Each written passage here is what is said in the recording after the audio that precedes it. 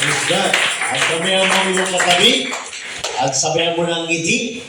Yan. Praise God. Ngiti naman dyan. Yan. Di ba? Walang gulatan. Walang gulatan. At tayo pa na lang po.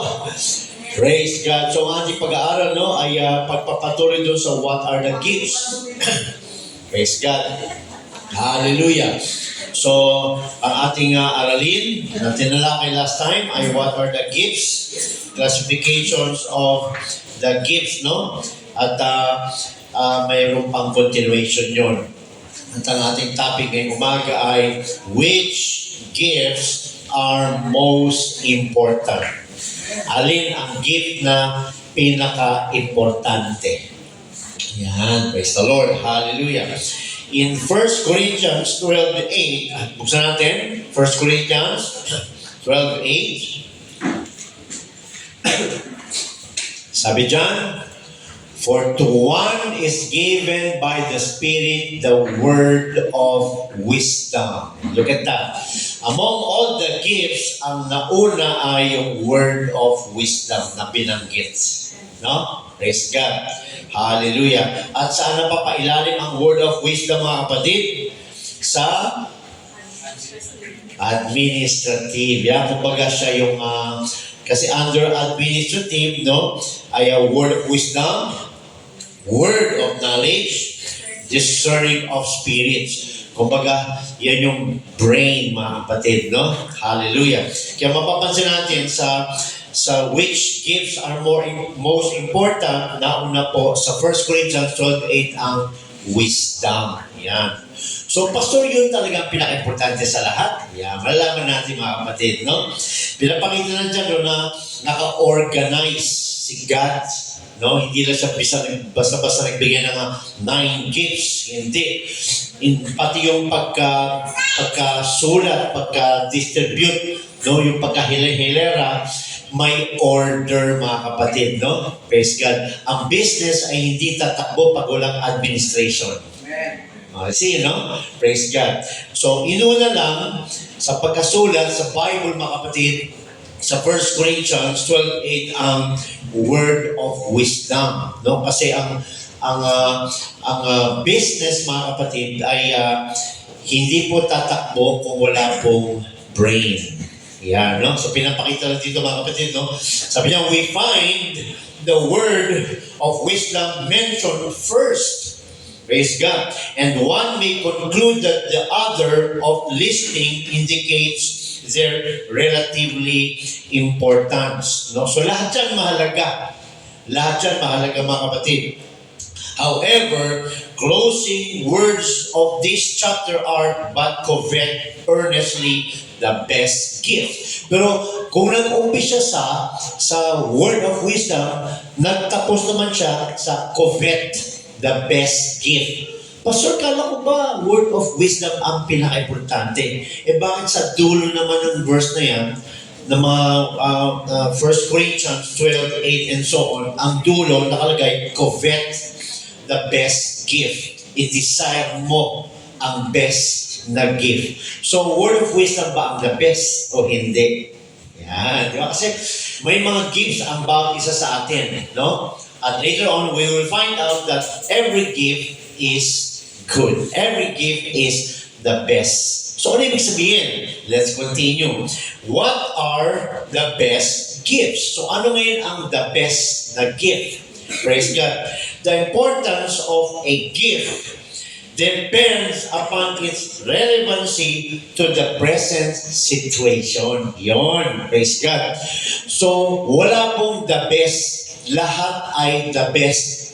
Depende kasi kung ano ang gift na dapat mag-operate sa present situation. Yon. Siya ang nagiging the best na gift. No? Kung kinakailangan ng guidance ng church, ano ang the best gift na dapat nag-ooperate? Word of wisdom. Kung merong may sakit, ano ang the best gift for that situation? Word of wisdom pa rin ba? Hindi na. No? Healing. Di ba? Working of miracles. So, yung gift nagiging the best sa moment na yon, sa time na yon, sa situation na yon, dahil nakadepende siya sa need ng church. So, walang best. Lahat sila best. So, bakit inuna ni Lord ang 1 Corinthians 12:8 ang wisdom? Kasi pinapakita na din yung parang building, mga kapatid, ng office. O kaya yung ating buong katawan, yung brain nasa taas, nakaayos, mga kapatid. Paano mag-function? Yan, no? Paano mag-function? So, pagka kailangan kong mag-toothbrush, okay? So, si brain ang may command. Pero hindi siya ang best. Kasi ang best, si hand. Hindi ako makapag-toothbrush sa pamamagitan ng brain. You see? So, every part is the best. Depends on the situation. Kaya walang makapagmataas. No, ang gift ko ganito mas magandang gift ko sa'yo. So, later on, we will see kung dapat pa natin ginagawa yung mga ganyan. So, sabi dyan, what are the best gifts? The importance of a gift depends upon its relevancy to the present situation. Yan, no? Relevant ba yung gift niya na mag-work ngayon sa situation na ito? Hindi. So, hindi yan ang the best. And besides, hindi siya ang gumagawa nun, kundi yung Holy Spirit ang nag-activate depende sa need ng church. Depende sa need ng situation. Praise God. So pagka Bible study, tulad ngayon, ano ang the best gift? Working of miracles? Hindi. Prophecy. Di ba? Kasi prophecy is to inform, to communicate. That's the best gift that is active right now. You see, because that's what we need right now to understand. So that's the best gift that is working right now. You see? Kasi sabi niya, no? Recall that the purpose of the gift is the edification of the church to the glory of God. So, ang purpose ng 9 gifts na ito, mga kapatid, para ma-edify ang church. Ano ba ibig sabihin ng edify? No? Ma-improve, ma-construct, maayos, lumago. Yan, no? Lumalim, maayos. Yan ang edify. So, yan ang purpose ng 9 gifts, kung bakit si God nagbibigay ng 9 gifts sa church para for edification, para sa improvement, para sa kaayusan. Yun ang purpose ng 9 gifts, mga kapatid. No? Recall that the purpose of the gift is the edification of the church to the glory of God. So kung meron kang gift at ginagamit ka ng Diyos, hindi glory to me. Yan. Dapat glory to God. Kaya wala tayong pinupuring tao, galing niya mag-preach. Wala. Kaya siya nakapag-preach, kaya siya nakapag-teach because of the gift. Ganon yun. Kaya inaalaw natin na sa ating mga Wednesday, no, pinapag-preach natin kasi hinahanap yung may gift. Preparation for the Sunday. Di ba? Hindi tayo basta-basta nagpapatayo. Hinahanap natin yung may gift. Anyone can preach, but one who has a gift of prophecy and tongues, lahat na yun, no? Sa mga teaching, mga involved sa preaching and teaching, yun ang gagamitin natin. Kasi hindi dahil sikat siya, hindi. Dahil kagamit-gamit siya para sa atin. So, hinahanap na kaya sinasabi ko, mag-lens kayo, dahil man-discover mo, baka nasa iyo ang gift of healing. Di ba? So, kung may sakit, si Brad, may sakit si Sister, hindi ko tatawagin yung great preacher. You see? Because at that situation, I need the one, no, kung kanino binigay ni God ang gift of healing. You see? Kaya hindi tayo dapat nahihiya. Di ba? Meron na tayong discover dito na may ganyang gift. Hindi siya sikat. Ang sikat doon, yung Holy Ghost. Dahil si God ang nag-activate, yung Holy Spirit ang nag-activate. Kaya sabi niya, to the glory of God. No? So hindi tayo dapat bilib sa sarili. No? Mula sa salvation pa lang, no? Sabi nga, no? Para tayo mga maruming mga basahan. Di ba? Praise God. Kaya walang pwedeng magmalaki, walang pwedeng mag-judge, no? Everyone is a failure, but everyone becomes qualified because God made the unqualified qualified because of His Word, because of His Holy Spirit. Kaya wala talagang pwedeng mag-glory to me. Galing ko talaga. Wala nang ganun. No? Kasi Holy Spirit yun. Si God ang nagtatrabaho through us. Yan. Maliwanag ba mga kapatid? Yes, God. Kaya hindi normal sa Christian, no? Lalo na pagka great preacher na siya o great teacher or may mga work of miracles na siya, hindi normal sa kanya na lalakad na nakataas ang chin. Parang sikat na. No? Nagiging self na. No? Dahil si Lord yun. Yan. Kasi sabi niya mga kapatid, no? Hallelujah. Whichever gift enables the assembly to reach this goal is the best gifts. Yan, no? So, ano man ang situation ng church, ano man ang need na gift na mag-operate sa situation na sa time na yun ang the best gift. Ganon yun. Kaya kung sa tingin mo meron kang gift of healing, huwag ka mahiya kasi yan ang kailangan sa ngayon. O, see? Kaya sayang kung alam mo, kung mapapansin mo na tuwing may pinipipray ka, gumagaling. So, you might have the gift of healing. Yung mga milagro nagiging posible sa'yo, you might have the gift of working of miracles. So, kung mahihiya ka, nakatingin ka sa sarili mo. Hindi ka nakakapagtrabaho sa Kanya.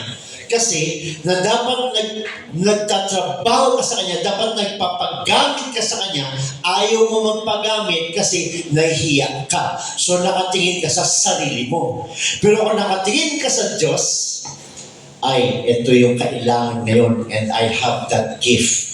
Papagamit ako sa Diyos, I will lay hands on my sister, on my brother. What's gonna happen? Na-edify ang church. Naayos ang church. Naayos ang tao. No? At pag gumaling siya, nakikita ng tao ang galing mo, hindi. Kundi yung kapangyarihan ng Diyos. Doon nagkakaroon ng glory to God. Kaya huwag tayo mahihiya. No? Huwag tayo mahihiya. Praise God. Hallelujah. Kung sa tingin mo, alam mo na ang gift mo, pagamit mo. Dahil hindi lang yan para sa'yo. Yan ay para sa lahat. Hindi lang sa church, maging sa labas. No? Kasi sabi yan, no? Whichever gifts enables the assembly to reach the goal. Ano yung goal? May nangyari sa church o may nangyari sa kapatiran. Anong goal sa oras na yun? Kailangan niyang gumaling. Kailangan niyang makalakad. At nasa iyo ang gift na yan. So, yun yung the best gift. Bakit? Dahil pag pinagamit mo yung gift mo sa Kanya, na-reach yung goal. Na-reach ni Lord yung goal. Yan, no? Yung glory niya na ma-manifest. So, wala talagang makakapagmayabang. Kasi, pag tayo ay nagpapagamit, yung liwanag ng Diyos ay lumulutang. Yun ang purpose natin mga kapatid, no? Hindi tayo nagpapagalingan, hindi nagpapagaling, no? Kundi nagpapagamit para makita ang Diyos na ikaw ay nasa totoong Diyos. Yun. Praise God. Hallelujah. Sabi niyan, whichever gift enables the assembly to reach this goal is the best gifts. So, ibig sabihin, itong 1 Corinthians 12:8, no, naka-sequence lang, nakaayos lang, yung alin, yung purpose, yung parang tao, no, hindi nilagay ni Lord ang utak sa paa. Di ba? Doon pa lang, nakita na natin ang ating Diyos kung paano siya in order. No? Isipin mo ko yung makina ng kotse nilagay sa bubong. Di ba? Meron ka ba makitang designer na makina ng kotse nilagay sa bubong? Wala. O nilagay sa ilalim ng gulong? Wala. No? Nilagay nila ang makina sa harapan. Bakit? Ano yung diskarte ano yung design, no? Yung hinihila ang kotse. Iba naman, nilalagay sa likod. Tinutulak yung kotse ng makina. Yung iba naman, nilalagay sa gitna. Di ba? Para hawak yung kotse. You see? Wala kang makitang makina nilagay sa bubong. Hindi ginawa ni God na ilagay ang ating utak sa likuran o sa paa. Di ba? Pinapakita lang dito mga kapatid, no, na ang ating Diyos ay God of wisdom. Yan, no? Nasa kaayusan ang kanyang pagsulat dito mga kapatid. Yung pinag-aralan natin yan, yung ibig sabihin ng inspiration of God. Sabi nila, tao lang daw sumulat dito, no? Inspiration, pinag-aralan natin, ginamit lang ng Diyos ang kanilang personality. Pero ang Diyos pa rin ang nag-utos sa kanila kung ano ang isusulat. Kaya hindi nagbabangga ng mga sulat nila kahit na hindi sila magkakasama iba-ibang taon at iba-ibang lugar nung sinulat nila ito. Hindi nagkaiba because they were inspired. Yeah, no? They are in the power of God when they wrote their testimony. Yan. So, ganun yun mga kapatid. Hallelujah. Naisulat ito, no, na nasa kaayusan. Kung paano dinisan ng Diyos ang ating katawan, ulo. Yan, no? Sipin mo ko yung mata mo nandito sa dibdib. Di ba? At baba ng dibdib eh. Di mas malala. Mata mo nasa tiyan. Di ba? Bibig mo na sa dibdib. Di ba? Ito ba kung gano'n ka full of grace ang ating Diyos? Maging ang Diyos, di ba tayo gano'n din? No? Pagka naglinis ka ng kotse, di ba tayo mismo tao, nakapag-isip ng tama, anong inuuna mo? Naalala ko pag nasa car wash ako, pinagmamastan ko yung mga nagka-car wash. Inuuna nila yung katawan sa baba. Tapos sa huli, yung bubong. Ay ko, Brad, wag. Dapat unahin mo yung bubong. Bakit po? Kasi kung nilinis mo yung baba, tapos sa huli, nilinis mo bubong, yung dumi sa bubong, bumaba lang ulit. Unahin mo yung bubong. Pababa. Di ba? Kaya tayo nga nakapag-isip ng ganyan eh. No? Diyos pa kaya. Kaya tayo nakapag-isip ng ganyan dahil ganyan mag-isip ang ating Diyos, mga kapatid. No? He is the God of wisdom. The God of order. Yan, no? So si God ang nag-ooperate, mga kapatid, no? Yung Holy Spirit ni Lord na sa atin, yun ang nag-ooperate. Praise God. Kaya ang Church of God is not run by intellectual people. Diba? Si Apostle Paul, aral ng Sanhedrin, aral sa mga law, kabisado ang Old Testament, alam isang Diyos, pero hindi niya kilala si Jesus. Matalino, di ba, no? Si Peter, fisherman. Praise God, mangingisda. Marami silang mga kagalingan, pero hindi yun ang nagpatakbo sa kanila, kundi yung Holy Spirit, yung natanggap nila ang Holy Spirit, yun ang nag-drive sa kanila lumabas ng upper room. Pero nung wala sa ng Holy Spirit, nagtago sila sa upper room. Nung naka-receive ng Holy Spirit, lumabas ng upper room. Ang Holy Spirit ang nagda-drive sa Church of God, hindi yung galing natin. Kaya huwag natin sabihin, ay ano yan, engineer yan, makinig tayo. Ay, janitor lang yan, wala alam yan. Wrong. Ay, ano yan, matanda na yan, marami na alam yan. Diba? Ay, bata lang yan, wala message yan. Wrong. Ang Holy Spirit na nasa matanda at ang Holy Spirit na nasa kay Brother Jimel, isang Holy Spirit lang yan. Praise God. Kaya mo kay bata si Brother Jimel? Diba? Nakakapag-preach. Dapat naglalaro lang yan ng tansan sa labas eh. Di ba? Dapat yan, naglalaro-laro lang yan sa labas eh, no? Pero hindi, dahil sa Holy Spirit, sa mura niyang edad, nakakapagsalita na siya ng Word of God. Di ba nag-share pa nga siya sa school? Di ba naghayo pa nga siya sa school? Dahil ba magaling si Brother Jimel, no? Ilang taon ka na, Brad? 11. Praise God. Tinatalo mo pa yung 50 years old. No? No, na hindi nagpapagamit. Nakakapaghayo siya because of the Holy Spirit. Kaya nga, for the glory of God. Kaya kung may gift ka, ano yung gift na yun? Prophecy yun. Nag-share siya ng Word of God. Nagtuturo siya sa mga classmate niya. Holy Spirit yun. Praise God. Kasi sabi dyan, yun ang pinaka-importante kung ano ang need ng church sa moment na yun, sa situation na yun. That will be the best gift sa moment na yun. So, walang best. Yan. Pero pag pinag-usapan ng kaayusan, merong ginagamit ng Diyos mula ulo, pababa, kasi brain. Ang business, no, ay hindi tatakbo kung walang head office. Ang school, hindi tatakbo kung walang head office, kung walang principal, that's another story. Pero pagdating sa function, kahit may principal, kung yung teacher ayaw magturo, bagsak ang school. You see? Kung may teacher pero wala namang principal para mag-guide what subjects to teach, what schedule, magulo ang school.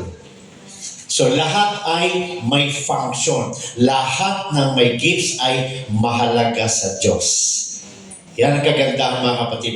So ano yung guidelines for the proper manifestation of the gifts? So may guidelines sa proper manifestation ng gifts para yung church hindi magulo. Yan, no? Number 1, they are for edification, not for display. Yan, no? Ito yung gift na to ay ginagamit ito para ma-edify ang member, para ma-edify ang church, hindi para ipakita, may gift ako, ikaw wala niyan, ako lang. Hindi ganun. No? Itong purpose ng gift ay para ma-edify ang church. Masiayos. Tama ba? No? Maiayos ang church. No? Ma-improve. Diba? Saan natin nakikita yun? Bible study. Kung wala tayong Bible study, no? Para siyang batang walang breakfast. Walang lunch. Lalaki siyang malnourished. Walang vitamins. Kaya importante sa church ang gift of prophecy. Word of knowledge. Praise God, no? Importante yun. Praise God kasi yun yung kailangan sa bagay na yun. Eh may sakit si Brad. Another gift na importante na naman. Dahil sa pangangailangan na yun. Kaya, number 1, they are for edification, not for display. So, hindi tayo nag-perform para ipakita, no? Na magaling ka magpagaling. Hindi. Ayaw ni Lord yun. Praise God. Ginagawa natin yun kasi minsan pag gusto mo sumunod magpagamit, andyan din yung devil, bumubulog. Papakita ka lang eh. Huwag mo intindihin yun. If you know that you have the gift, do it. Perform it. Praise God. Basta make sure na ang ating heart and mind is right in the sight of God. Hindi para i-display. Yan, no? Praise God. They are for the benefit of the church, not the individual. Yan ang number 2. Ang gift ay para mag-benefit ang church. Ano ba yung benefit sa Tagalog? Makinabang ang church. Hindi lang ikaw ang nakikinabang. O, di ba? Eh, pag nagkasakit ka, o yung kapatid na may gift of healing, dahil hindi ka niya mapakinabang, hindi ka niya mapakinabangan. Ayan. No? Ayaw niya na rin. O, hindi na kayo one body. Ayaw mo naman magturo eh. Hindi kita pagalingin. Di ba? So sabi niyan, para mag-profit ang lahat. Kaya kung ano yung gift mo, paggamit mo. Kung sa tingin mo, kaya mo magturo, huwag ka nang mahiya. Kung sa tingin mo, pwede kang may gift of teaching ka, Huwag kang mahiya. Magpagamit ka. Huwag ka, puso, iba na lang. Sayang. Sayang. Di ba? Ako, mahihain ako dati. Di ba? Kaya nung nag-una ako nagpagamit, pader ang kausap ko, magpatuloy kayo. Kasi ganito yun, mga kapatid. Ano sabi sa akin, Pastor Fernand? Pastor, dito kami! Praise God, no? Hanggang sa ma-realize mo, kailangan ka pala. Di ba? Di tayo sikat. Nagtatrabaho tayo sa Diyos. Nagtatrabaho tayo sa Diyos, mga kapatid. Praise God. So, yun number 2. They are for the benefit of the church, not the individual. Yan, no? Hindi para sa ilang. Number 3. They are always associated with a human need. Lagi yan. Ang gift of the Holy Spirit ay laging konektado sa pangangailangan ng tao. Yan, no? Kaya gusto mo maglingkod sa Diyos, yan na yun. Praise God. Magpagamit ka sa Diyos, no? Lagi siyang konektado sa pangangailangan ng tao. Sakit, kailangan niya ng knowledge, kailangan niya ng salvation, operation, o miracle. Kaya kailangan mo talaga i-pray kay God, Lord, ano ba yung gift ko? I-reveal mo na. Dahil gusto ko na mag-serve sa'yo.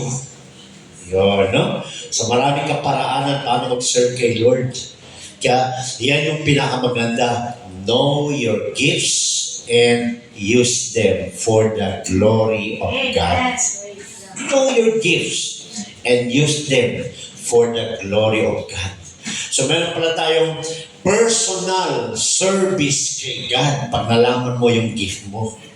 O, di ba? Na yun ang number 3. Number 4, they are not restricted to the sanctuary. Hindi ito limited sa church lang. No, maging sa labas ng gawain, gagamitin ito ng Diyos. Bakit? Classmate mo, napilay. Meron ka palang gift na working of miracles. Mahiya ka ba? Hindi. Gamitin mo. Dahil yun na yung kailangan sa oras na yun para masaksihan niya ang Diyos mo kung sino. So, hindi siya limited dito lang sa church. Praise God. Maging sa labas. Diba? Sila Stephen, sumigaw ka agad, give of prophecy yun. Nag-proclaim, nag-preach, nag-teach. Kahit binato siya, gumana yung gift niya kaagad. Si Peter, si Apostle Paul, marami silang na-discover na gift nila. Kaya kailangan maging sensitive ka. No? Huwag lang yung gawain ang iniisip, tugtog, worship, praise, instruments, aral. Hindi. No? We are already in the spiritual realm. Dapat sensitive tayo, no, sa paligid natin, sa isip natin, baka nangungusap si God. More on spirituality ang ating sensitivity, hindi more on talent. Maganda yung may talent ka, makatugtog ka, pero how about your spiritual sensitivity? Sensitive ka ba? Baka may pangungusap sa si God. Anak, mag-aral ka. Pag tinutulak ka ni Lord, mag-aral. Meron yan. May purpose si God dyan. May i-reveal si God dyan. Anong kalaban? Sila man nakakatamad. Yun. Lord. Laging ganyan. No? Laging ganyan. Pag mag-prepare ka ng message, sino kalaban? Sila man. Di ba? Sino pa? Si Unan. Pag mag-pray at fasting ka, sino kalaban? Si Milkshake. Si Dita. Di ba? Lahat siya. Lagi may katapat. Bakit ginagawa ng pastor may katapat? Dahil kung walang katapat, walang living sacrifice. Di ba? Self-denial na. Yun, no? Kaya sabi dyan, praise God, they are not restricted to the sanctuary. Hindi lang siya nakalimit dito sa church, maging sa labas. Gagamitin ka ni Lord. Actually, by the apostles' gift, dumami ang believer. Bakit? Wala pang church noon eh. By their gifts, di ba? Ano sabi sa Mark 16:20? Di ba? Nagpagamit sila kay Lord, sumusunod si Lord sa kanila with signs and wonders. Kamay ba ni Lord ang buwang ba? Hindi. Mga kamay nila Peter yun. May gift sila of working of miracles. May gift sila of healing. May gift sila of preaching and teaching. Magkakasama sila. O, di ba? Sa evangelism. Praise God. Kaya pag may evangelism, may preacher, may teacher, may working of miracles, and working of healing ang kasama. Dahil habang nagpe-preach ako, ikaw naman maglalay hands, gagaling. We are one team. We are one body, but one Lord. You see? Kaya di pwedeng kasi, pastor na lang maghayo. Bakit? Okay na yan, mag-enjoy na lang tayo. Bakit ka lang? May gift ka rin. Di ba? Pag-pray na natin sa pastor na naging lumakas. Si pastor na lang talaga. Sayang yung gift mo. O, kita mo, sabi ka ng bata, sayang. Sayang! O, nagsalita sa Lord, no? No? May gift ka. No? Hindi kailangan makita niyo ako. Alam mo ang gift mo, paggamit ka. Paggamit ka. Praise God. Sayang! Di ba? O, kasi sabi ng bata, sayang. Ano sinabi ng devotion natin kanina? Malapit na siyang bumalik. Kailangan mo magpapagamit. Baka pag-preach mo nag-rapture, nawala sila. Nag-rapture. Sabi mo, sayang. Di ba? Praise God. Hallelujah. Kaya sabi dyan, no? 6. Praise God. 5 pala, 5. They show forth the glory of God, not men. Pagka nag-manifest yung gift na nasa iyo, no, it shows the glory of God. Not our glory, not men's glory. Pag pinag-pray mo yung may sakit, in Jesus' name, gumaling. Sino ba may sakit dyan? Nagiging glory to me, nagiging problema eh. Kaya minsan hindi na gumagana. Napagod ka na. Bakit alam na nila utak mo eh? Ikaw, itatas mo lang sarili mo. Na lang. Iba na lang.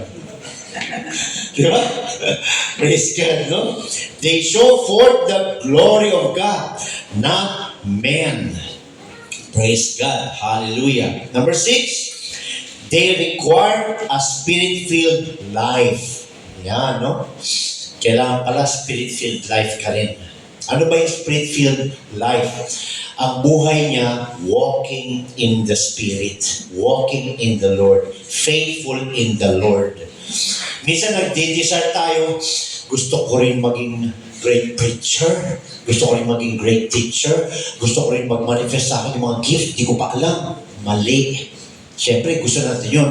Pero ano ang dapat na uunahin? Yung iyong relationship kay Lord. Kasi hindi nag-ooperate si God sa unfaithful. Hindi nag-ooperate si God sa... Hindi iba yung spirit-filled tayo eh. Naka-receive na tayo ng Holy Spirit eh. Pero iba yung spirit-filled life. Sabihin kasi noon, yung kanyang pamumuhay, is he led by the Spirit of God or by the world? Kaya sabi nito, no?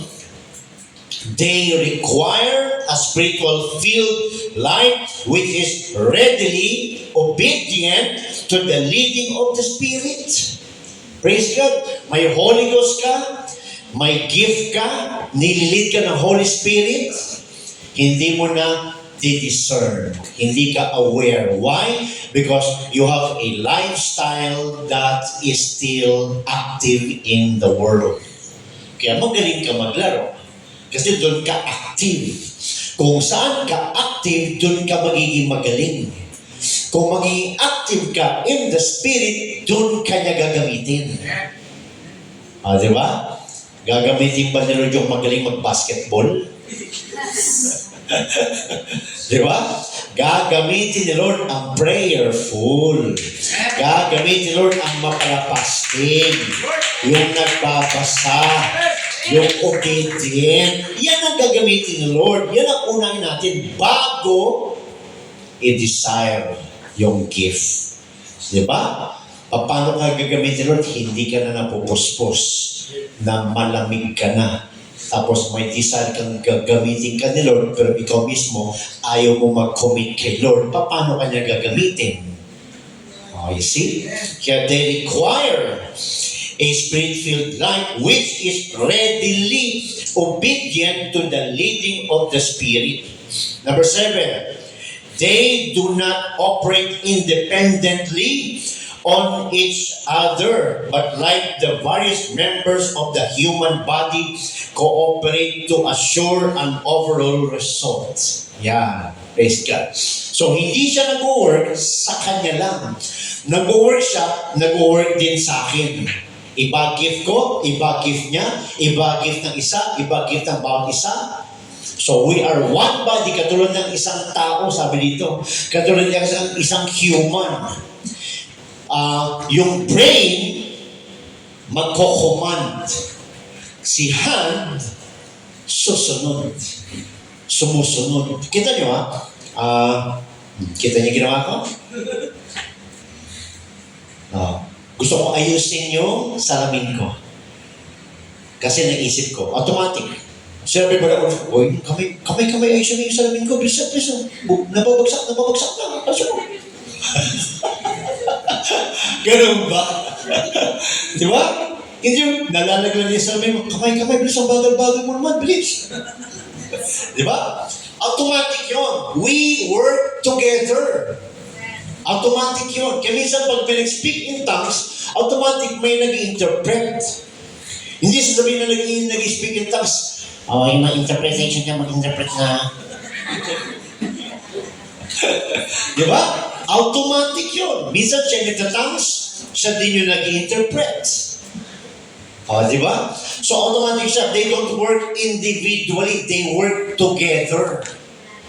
Yeah, they work together. So I pray, praise God, somebody will lay hands. I pray of faith, and he has the gift of healing. Or he can pray with the gift of healing. Hindi siya hiwa-hiwalay. They are one body na go-operate. Kaya ganyan kalagang bawat isa. Kung may Holy Ghost ka, you are part of the body. You are important. Yan, no? Kasi sabi dyan, they do not operate independently, hiwalay of each other, but like the various members of the human body, cooperate to assure an overall result. Diba? Inom ako ng tubig, automatic gumagalaw yung pa ako, andun ang ref eh. Diba? Hindi ko na pinapakiusapan ko yung uhaw ko, sige na, gumalaw ko na. Automatic yun. We are one. You have one body. They work together. They function together. Hindi independently. Kasi independently, walang pakialam si kamay sa paa. Walang pakialam si kamay sa wala. Hindi sila nag-work independently. Magkakasama sila, automatic yun. So ano ibig sabihin nun? Okay. Sample, I will walk and I will hop. Automatic now. Diba? Lahat na, ginagawa ko lahat. Ganyan din. Pag nag-work ang Holy Ghost in the church, automatic yun, naglalabasan ang kanya-kanyang gift according sa need, sa situation na yun. Yan. Lumalabas na lang yun. Automatic yun. Praise God. Hindi ba natin? Praise God. No? 8, they are as the name implies. Ano yun? Gifts. Recognizing this, a recipient can be used mightily and remain humble. Yeah. So manatili tayong humble. Hindi tayo magmamataas. Dahil i-recognize natin na itong mga gifts na ito, plural eh. No? They are, as the name implies, gifts, plural. Recognizing this, i-realize natin ito, a recipient can be used mightily and remain humble. Praise God. Maaring more than one ang gift niya. Kasi di ba 9 and 3 groups, maaring yung interpretation ay nasa iyo, but because it belongs to the same group, maaring yung tatlo nasa iyo. Pero it will manifest depends on the needs. Yeah, no? Hindi porket meron kang interpretation of tongues, magtatangs ka, no? Ikaw mag-interpret, gawa-gawa mo na lang. Hindi pwede yun. Kasi it is the work of the Holy Spirit. No? Kaya sabi diyan, yung recipient, yung merong gift, manatiling humble. Huwag magmataas. Humble. 9. They open no doors for charges of fanaticism. Yan, no? Hindi ito ginagamit sa fanaticism. Ano yung fanaticism? Yung over. Yung pinag-aaralan natin, no, na nahahaluan ng emotions. Yan. Sabi dyan, no? Excessive use. Or excessive use, no? Close parenthesis, emotions. Or devotion to a case. Delikado to kasi naranasan namin to, no, sa ibang bansa. Basically, may gift siya. Pero meron din siyang motive. Kaya kasi pag gumana ang gift sa ating mga kapatid, hindi naman tayo walang malay. Ikaw mismo, naririnig mo rin ang sinasabi ng Diyos. Hindi ka tulog. Buhay ka. Gising ang iyong isip. Pag emotions ka, pag emotional ka, at meron kang kagalit, di ba? Ginamit ka ng Diyos. Dahil sa iyong emotion, dahil sa iyong case, your situation, your motive, nagdagdag ka. Di ba? So, delikado yun. Hindi siya open door for that. Ibig sabihin, hindi siya open door for our motive, for our own case. Open siya for God's case. Kaya magbabantay tayo. No? Hallelujah. Huwag tayong magdadagdag kasi we will be against God. Hallelujah. Sabi dito, no? Some people ask, why? Others of us ask, why not? Bakit kailangan may gifts? Bakit hindi? Kasi minsan ganun eh. Ba't kailangan pa ng gift? Kahit nakasulat ka sa Bible, kine-question pa rin. Balikan mo rin ang tanong, bakit hindi?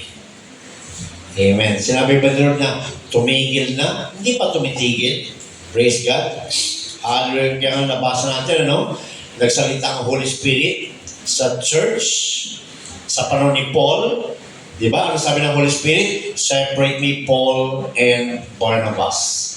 You see? Because it is still active hanggang ngayon. Kaya dito sa 1 Corinthians 12:8, no? Pinapangaral ito ni Apostle Paul sa church, sa Corinthian church. Because it is still active. Hindi lang sa panahon nila. Di ba? Nangyayari sa atin yan? Nagsasalita si Lord. Marami tayong may gift of prophecy dito.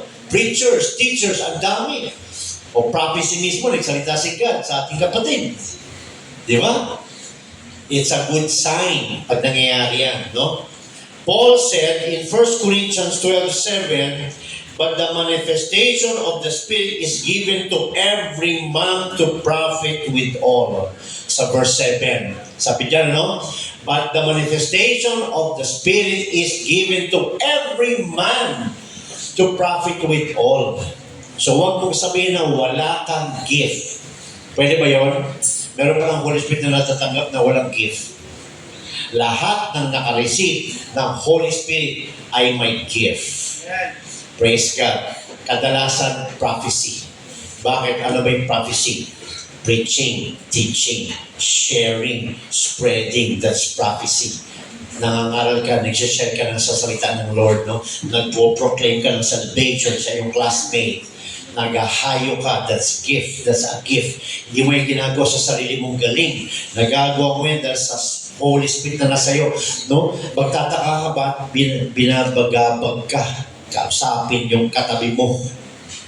O, binabagabag ba ikaw dahil sa iyong katawang laman? Hindi. Binabagabag ka ng Holy Spirit na nasa iyo para magsalita sa Kanya. That's a gift. Prophecy yan, sharing yan, to communicate, to inform. Alam mo ba? Yon, no? Kaya kadalasan, di ba? Di ba sabi ng Apostol Paul, maganda yung nag-speak in tongues kayong lahat. Di ba sabi ng Apostol Paul? Kung speaking of tongues lang, mas madalas pa ako mag-speak in tongues kesa sa inyo. Pero mas maganda, lahat kayo mag-prophesy. Ano ibig sabihin nun? Lahat kayo mag-share. Lahat kayo maghayo. Lahat kayo mangaral. Dahil ang speaking in tongues, sabi ni Apostol Paul, wala nakakaintindi. Spirit to spirit lang yun. From prophecy, you share God's word, anyone can understand. Kaya sabi ng Apostol Paul, mas maganda mag-prophesy kayo lahat. O, di ba? Which is, meron tayo niyan mga kapatid.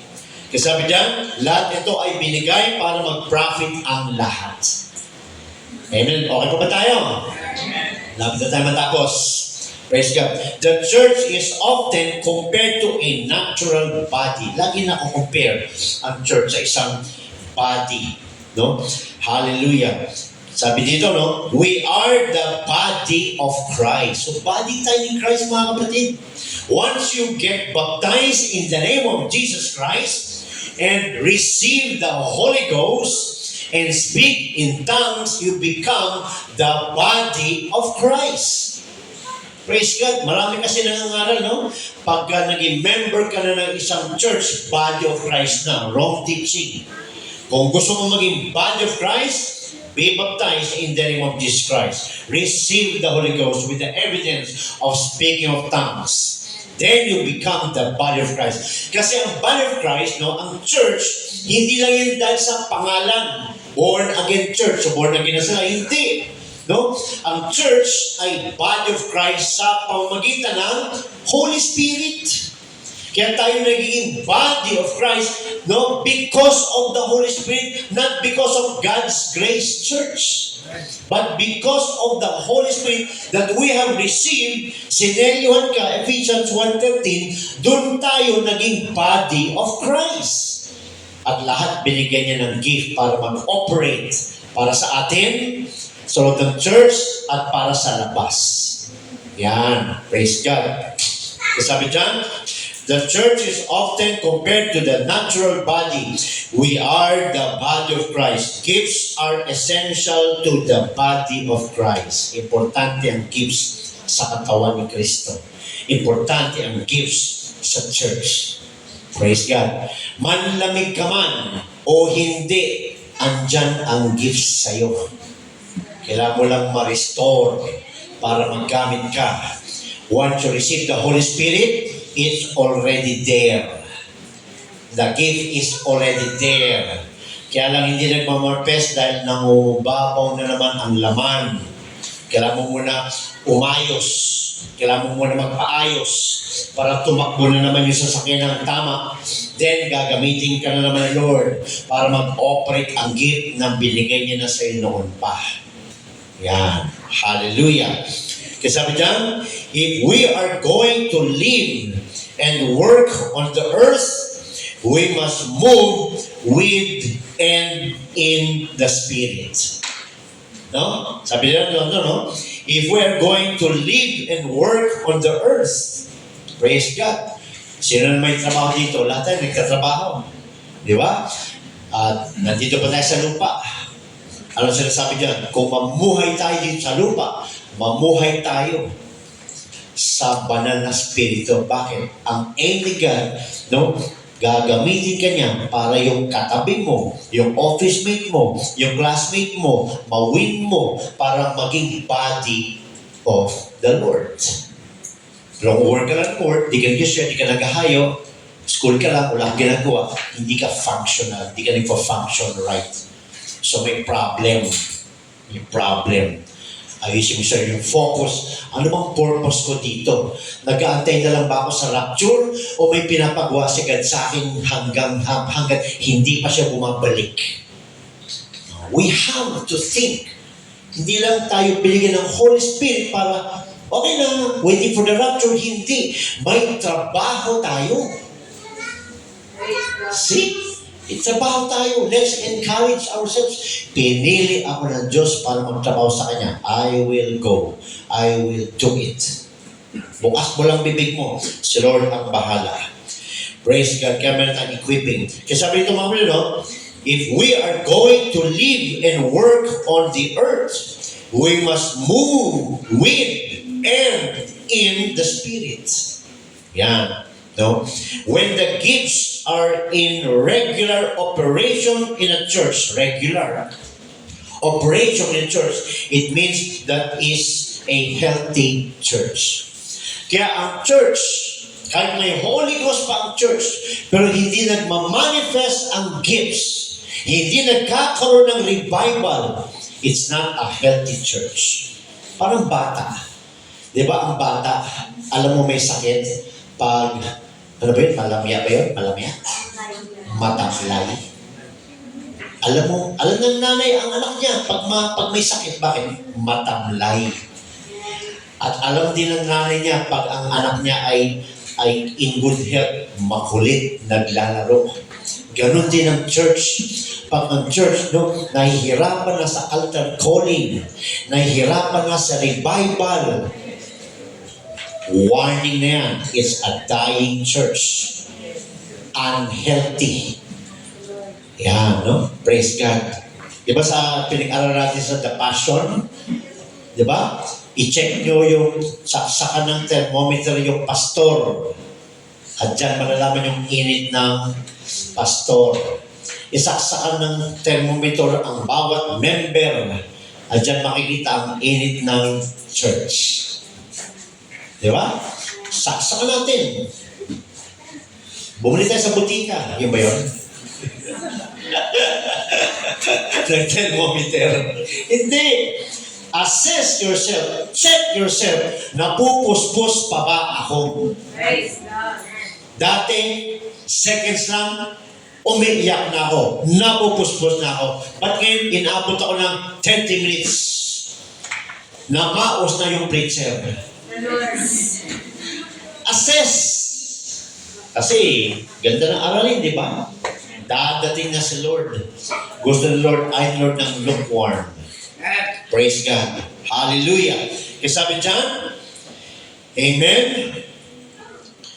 No, pagka ang church ay healthy, yan ang mga signs. May revival. Yan, may revival. Hayaan na natin sa libutan mag-judge. Mga ano yan? Mga wala sa ayos. Wala ba sa ayos yun? Nakasulat.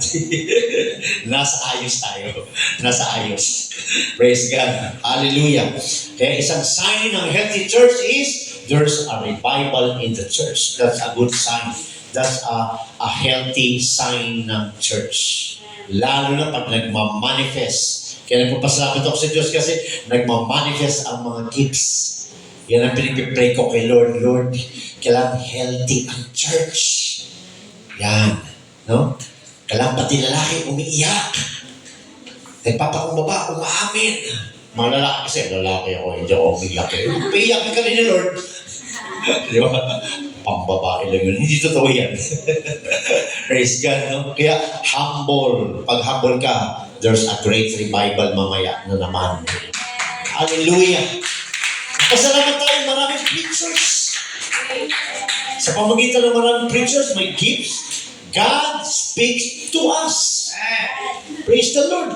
Huwag nyo na tignan yung maliit, matangkad. Mamaya maliit, pero hindi maliit ang magsasalita. Walang sukat ang magsasalita mamaya. Praise God. Hallelujah. Will you allow Him to move? Yan ang tanong ngayon sa atin. Will you allow Him to move in your life? Nasa iyo ng Holy Spirit. Will you allow Him to move in your life? Praise God. Hallelujah. It is time for us to allow the head of the body to actually control the body. Praise God. No? Yung brain ko ang nagko-command to look down so I can read. Yung brain ko ang nagko-command to hold the mic so I can speak. That's the head of the human body. The brain. The head. No? Praise God. At yung laman ng head, anong laman ng head? Brain, eyes, ears, mouth.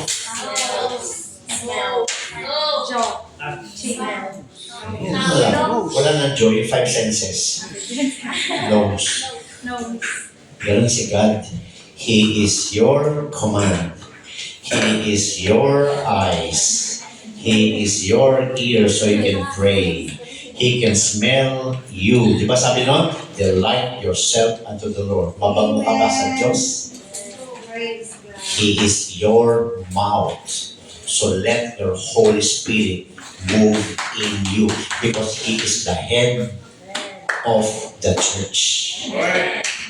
Diba? Praise God. Hallelujah. Kaya will you allow Him to move?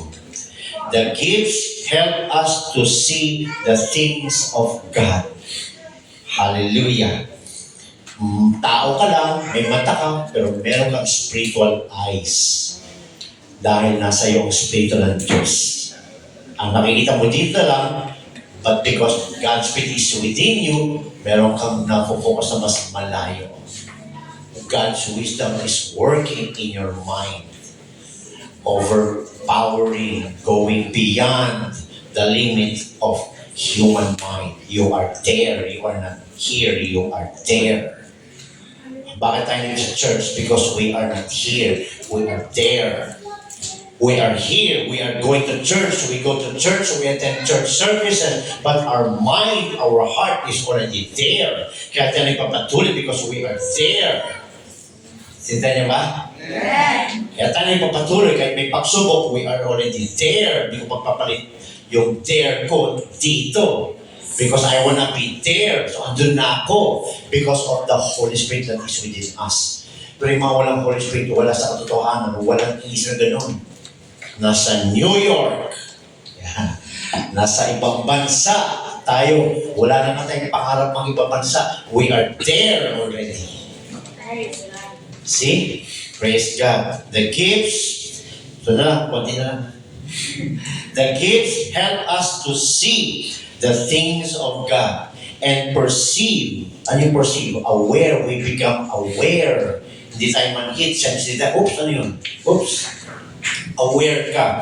We become aware and perceive the power of the devil and spiritual wickedness in high places. Diba? Kaya pag pumapasok tayo sa mga lugar na may devil, ramdam natin. Yes. Kaya minsan pagpatay ng ilaw, ayaw magbanyo. Bakit? Nafe-feel natin ang presence ng devil because yung spirito ng devil at yung spirito na sa atin, contrary. Kaya ramdam. Pero pag na spirito na nasa kapatid ay pareho. Wala kang maramdam na ganun. Amen, no? Kaya detect natin, nadidetect natin, nararamdaman natin, na-perceive natin, naging aware tayo sa presence ng masamang spirito. Kaya hindi natin sila nakikita. Alam natin na andyan, they're watching you. Alam natin. Because of the Holy Spirit. Kaya pag Spirit-filled life ka, aware ka. Uy, meron dito. Malis ka dyan. Kahit na hindi mo nakikita, alam mo nandyan. Di ba? Yan ang kagandahan mga kapatid. Praise God. Hallelujah. Will you allow Him to move? Every member has at least one gift. At least one. Walang-wala. May mga nangaral na meron daw Christian na walang gift. Hindi. Lahat ng Christian ay may gift. Discover your gift. How? Be involved. Ano ako libro na wala lang, no? How to discover your gift. Be involved. Hindi ka lang church attendance. Be involved. Pastor, anong pwede mong gawin? Pastor, anong pwede, saan mo ko pwede ilagay? Yan. No? Be involved. Praise God. Hallelujah. Kasi sabi dyan, we all have a work to do. We need to work according to the way we have been placed in the body. Kung ikaw yung kamay, maging kamay ka. Kung ikaw ang ulo, maging ulo ka. Kung ikaw ay mata, maging mata ka. Kung ikaw ay paa, maging paa ka. No? Kung ikaw ay kamay, Kamay ka. Ano ginagawa ng kamay? Ayan, may tagaluto. Di ba? May tagalinis. Nakasupport siya. Di ba? Kung ikaw yung paa, ano ka? Tagahayo. O, di ba? No? Praise God. Hallelujah. Sabi niya, no? We need to work according to the way we have been placed in the body. We are in the gift. We are in the gift. The gift is in us. Amen, no? Hindi yung gift ang nasa atin. Kasi ano ba yung gift? Holy Spirit. Masusukat mo bang Holy Spirit? Hindi. Kaya we are in the gift. Not the gift in us. Naintindihan niyo ba? When we receive the Holy Spirit, it's not only in your body, but also outside your body. Kaya tayo ay nilubog sa gift, nilubog sa Spirito. Yan, naalala niyo yung baso at drum na may tubig? Ganun tayo. Nilubog tayo sa tubig na, sa drum na may tubig. Loob at labas, the same Spirit. Kaya we are in the gift, not the gift in us. Okay? Praise God. So sabi niya, the gift is in us. We do not possess the gift.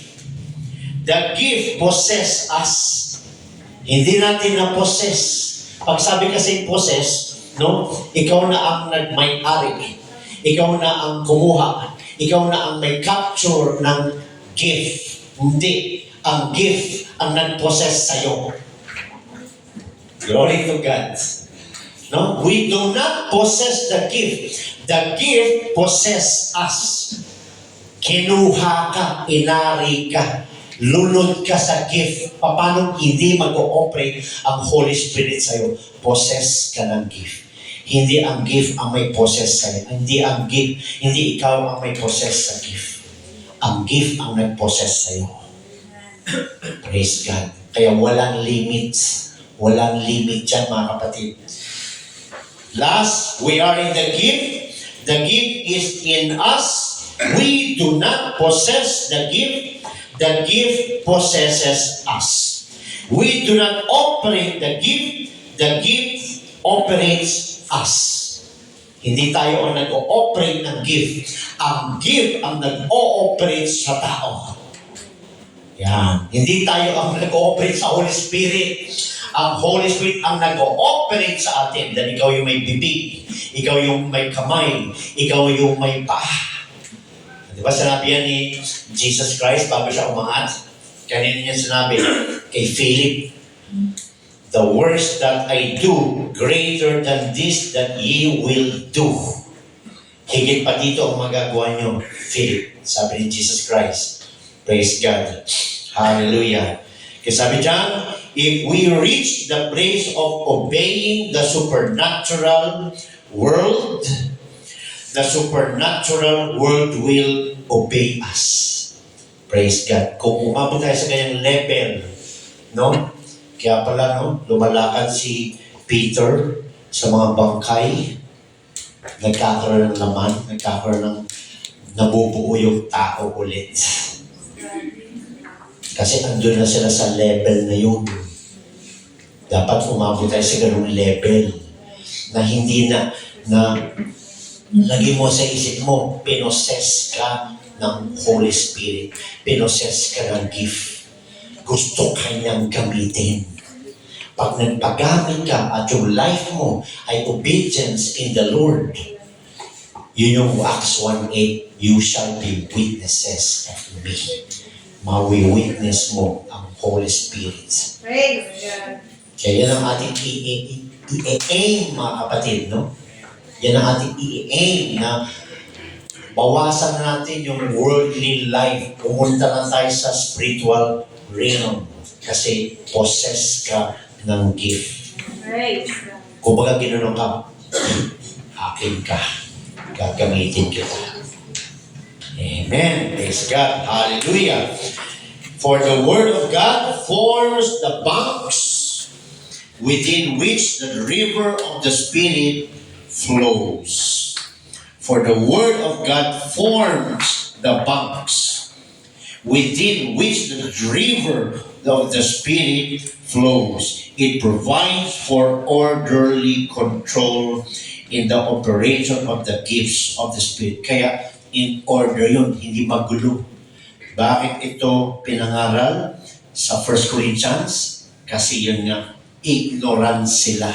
Di ba? Pag binasa natin 1 Corinthians 12, sabi ni Apostle Paul, I would not that ye should be ignorance. Ayaw ko mga ignorante kayo sa gifts of the Holy Spirit. Ibig sabihin, alamin niyo ang gift nyo at alamin niyo kung kailan dapat ginagamit. Yan, no? Hallelujah. 12:1. Yan ang ating last verse. Praise God. Now, concerning spiritual gifts, brethren, I will not have you ignorant. Yan. To God be all the glory. Hallelujah. Tanda natin, the gift possess you. To God be all the glory. God bless everyone. Magpagamit ang bawat isa to the glory of God. Thank you, Lord Jesus.